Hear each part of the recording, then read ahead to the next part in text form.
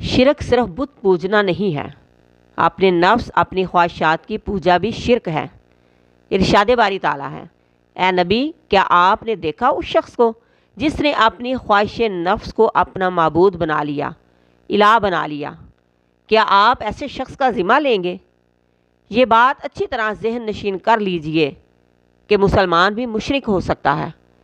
حدیث کے الفاظ ہیں کہ ہلاک ہو گیا یا ہلاک ہو جائے درہم و دینار کا بندہ۔ نام تو عبداللہ ہے، عبد الرحمن ہے، حقیقتاً عبد الدینار ہے۔ پیسہ مقصود ہے، پیسہ مطلوب ہے، پیسہ محبوب ہے۔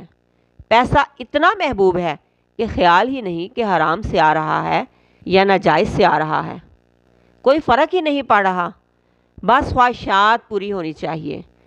ہر وہ بندہ مشرک ہے جو اپنی خواہشات کو پورا کرنے کے لیے اپنے رب کی نافرمانی کرے، اس کی حدوں کا خیال نہ کرے۔ ایسا شخص اللہ کا بندہ نہیں بلکہ اپنی خواہشات کا بندہ اور غلام ہے۔ اس کی خواہشات، اس کی مرضی اسے جہاں لے جائے وہ نکل پڑتا ہے۔